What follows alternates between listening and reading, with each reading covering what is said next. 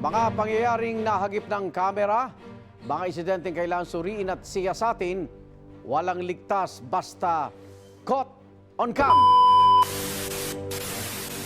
Ngayon 2026, kaligtasan sana ang hiling ng marami pero Enero pa lang, ang dami na agad nangyari sa kalsada. Simulan po natin yan sa viral na nagsuntukan, nagtadyakan at nagampasan na mga rider.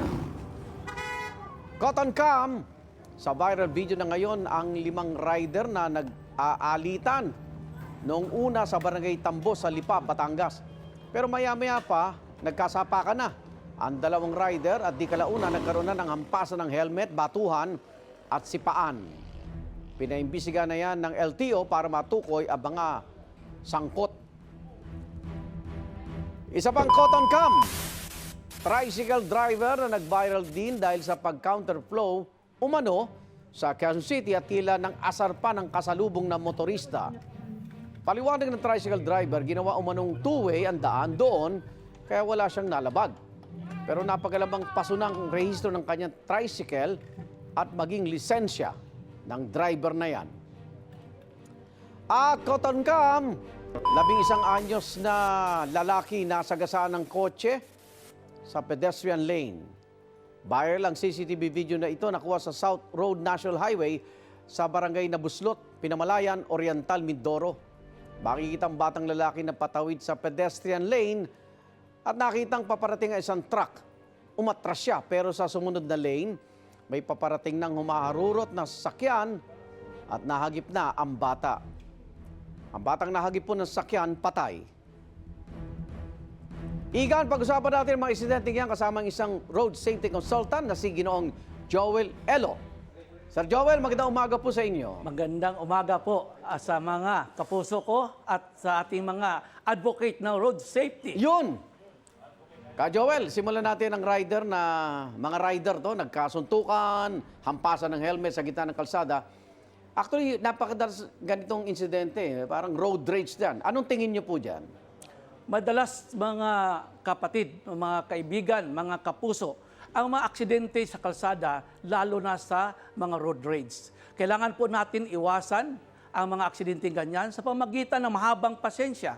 Karamihan kasi po ay nagmamadali palagi pagdating sa kalsada. So kailangan po daw, pwede kayo magkakaso pagdating sa revised penal code. Pwede kayo matanggalan ng lisensya pagdating sa road rage. So ingatan natin yan. Paano po maiwasan yan? Talagang mahabang pasensya lang po. Mahabang pasensya, road courtesy sa mga kapwa drivers. Alam At mo, hindi sabi- tayo nagmamay-ari ng kalsada, Igan. Di Oo ba? nga eh. Ang sabi, kung umalis ka ng bahay mo, kailangan makarating kang buhay sa bahay Yes, mo. Di ba? huwag tayong magmamadali. Mabuti pang mahuli kaysa mapaaga sa pangalawang buhay. Nako. Ito naman pong tricycle driver na nag-counterflow dyan sa Quezon City, nang asar pa sa video. Hindi talaga daw nagka-counterflow dahil two-way daw yung kalsada. Pero main road po ito eh. Ano ho bang mga violation po niya? Unang-una naman talaga, bawal po ang mga tricycle pagdating sa mga major thoroughfares. Okay. Pero may mga LGUs na pinapayagan ang mga counterflow, mga zipper lanes, Okay. lalo pag may ongoing construction, lalo dyan sa may North Avenue. Oo. Pero sana po, on the part ng tricycle, maging magalang sana siya. Pag kailangan niya mag-counterflow, Igan, kailangan niya magpa-hazard. Okay. Para po to inform yung mga approaching vehicles na siya ay nag-counterflow. On the part ng construction owner, kailangan po maglagay ng mga signages na para to inform na may ongoing zipper lane or counterflow. Ayun. At huwag naman sana maggit-gitan. Oo. Huwag Pero ito, natin pilitin. natuklasan pa, paso na yung registration Yes. ng tricycle niya, tsaka yung kanyang lisensya. Yes, may malaking pananagutan yon. At pwede siyang habang buhay na hindi na magkaroon ng Wow. lisensya. Okay. Ito naman po. Ito ang, dito naawa ko, di ko matanggap kasi nasa pedestrian lane siya eh. 11 years old, nasa gasaan, pedestrian lane. Ano bang dapat gawin natin pag nakita natin itong mga pedestrian lane? Unang-una po, sa pedestrian lane, kailangan po ang lahat motorista slow down approaching pedestrian lane. Okay. Sa infrastruktura, nilalagyan talaga yan ng stop sign. Okay. Para po obligado tayo mag-stop. Oo. So kailangan po bilang isang tumatawid, kailangan po natin, pag tumatawid po tayo, kailangan natin mga pedestrian Pag tumawid tayo, siguraduhin natin, double, triple check. Pero tingnan nyo yung truck, tumigil po eh. Yes. Pero ito humarurot eh. Yeah. Nag-overtake pa nga. Yeah. On the part of the truck, kailangan mag-hazard po siya para po to inform na yung mga nasa likod ay siya ihinto. On the part naman ito, talagang hinto dapat siya. Double check siya kasi may posibleng mga tumatawid. Kung ikaw naman pedestrian, mas maganda po practice sa Japan. Taas ang kamay, tapos check kaliwat kanan bago tatawid. Tataas mo kamay mo. Yes. Okay. Oo. Yun po ang dapat practice natin sa pedestrian safety. Eh ngayon napapansin ko, nagpapatintero eh. Yes. Sa pedestrian lane, di ba? Lalo na yung posisyon po ng pedestrian lane, galing sa mabilis yung mga motorista. Parang Yes.